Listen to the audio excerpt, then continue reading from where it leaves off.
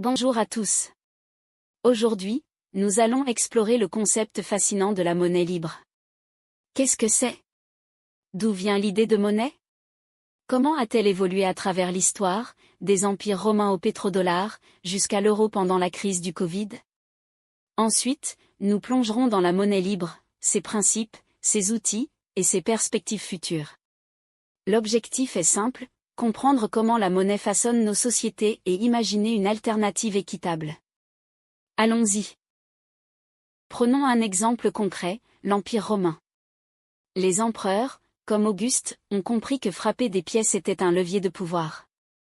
Ils payaient les soldats avec des deniers en argent, et exigeaient que les impôts soient réglés avec ces mêmes pièces. Résultat? Les citoyens devaient se procurer cette monnaie officielle, renforçant le contrôle économique de Rome. C'était une forme primitive de création monétaire centralisée, déjà liée à l'État. Sautons dans les années 1970. Après la fin de l'étalon or, les États-Unis concluent un accord historique avec l'Arabie saoudite. Le deal? Tout le pétrole mondial doit être vendu en dollars. En échange, les USA protègent militairement le royaume. Ce système, appelé pétrodollar, a transformé le dollar en monnaie incontournable. Chaque pays voulant du pétrole doit se procurer des dollars, booste la puissance économique américaine. Mais pourquoi est-ce si avantageux? Grâce au pétrodollar, le dollar reste la monnaie de réserve mondiale. Les USA peuvent emprunter à bas coût, financer leur déficit sans déclencher de crise monétaire, et influencer les marchés globaux. C'est un privilège unique, presque comme une taxe invisible sur le reste du monde. Mais ça montre aussi à quel point la monnaie peut être un outil géopolitique. Plus près de nous, regardons l'euro pendant la crise du Covid. En 2020, face à l'arrêt des économies, la Banque centrale européenne a lancé le quantitative easing, des milliards d'euros créés pour racheter des dettes et soutenir les États.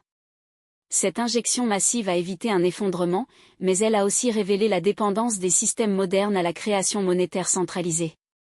Qui décide? Qui en profite? Ces exemples soulèvent une question, et si on abandonnait la monnaie? Une société basée sur le troc ou les dons, ça existe déjà dans certaines communautés. Mais imaginez une ville comme Paris sans argent, comment coordonner des millions de besoins? C'est une belle utopie, mais dans un monde complexe, la monnaie reste un outil clé. La vraie question est, peut-on la rendre plus juste? C'est là qu'intervient la monnaie libre. La monnaie libre, c'est une idée née avec la théorie relative de la monnaie, proposée par Stéphane Laborde en 2010. L'idée? Une monnaie décentralisée, co-créée par tous, sans domination d'un État ou d'une banque. En pratique, ça donne la ou June, une monnaie expérimentale qui repose sur une blockchain et un principe d'égalité. Voyons comment elle fonctionne. La monnaie libre repose sur 4 libertés fondamentales. Premièrement, choisir son système monétaire. Pourquoi être forcé d'utiliser l'euro ou le dollar? Deuxièmement, accéder aux ressources librement. Troisièmement, produire de la valeur selon ses talents. Et enfin, échanger sans barrières imposées. Ces principes visent à redonner le pouvoir aux individus, pas aux institutions. Un concept clé, c'est la symétrie dans le temps. Aujourd'hui, les générations passées ont accumulé des richesses, les nouvelles arrivent les mains vides. Avec la monnaie libre, chaque personne, peu importe son âge, reçoit un dividende universel, une part égale de monnaie créée régulièrement. Ça corrige l'injustice entre générations et garantit une équité continue. Et dans l'espace? Peu importe où vous vivez, Paris, Dakar ou Tokyo, vous co-créez la même quantité de monnaie que les autres. Pas de privilège pour tel pays ou telle région. Cette symétrie spatiale brise les inégalités géographiques imposées par les monnaies classiques, où certaines nations dominent grâce à leur devise. Mais comment gérer ça sans chaos? La monnaie libre mise sur une identification décentralisée. Pas de registre d'État ou de banque. Les individus s'authentifient entre eux via un réseau. Pourquoi? Parce que centraliser l'identité, c'est centraliser le pouvoir. Là, chacun garde le contrôle, et le système reste autonome. Concrètement, ça passe par une toile de confiance. Pour devenir co-créateur de il faut être certifié par 5 membres existants qui vous connaissent. Ça empêche les faux comptes et bâtit une communauté basée sur la confiance mutuelle. C'est comme un réseau social, mais pour une monnaie équitable. Passons à la pratique.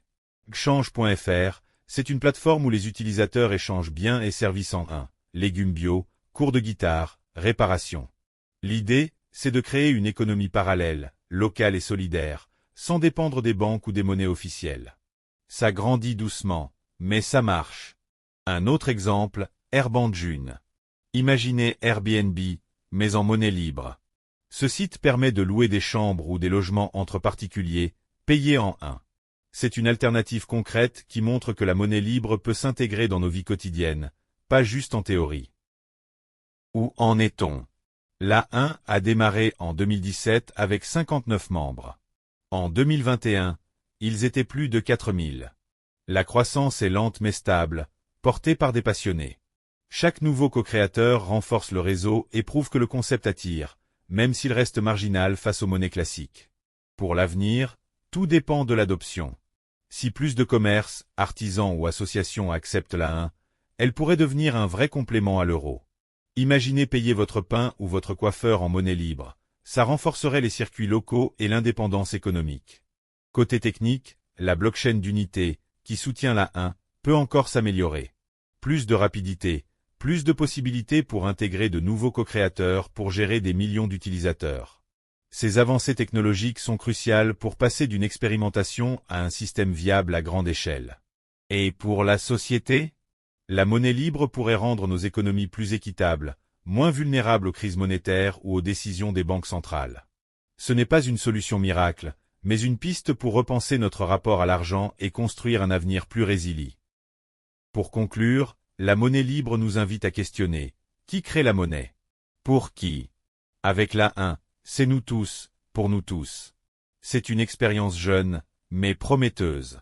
Merci de votre attention. Des questions? Je suis prêt à échanger avec vous sur ce sujet passionnant.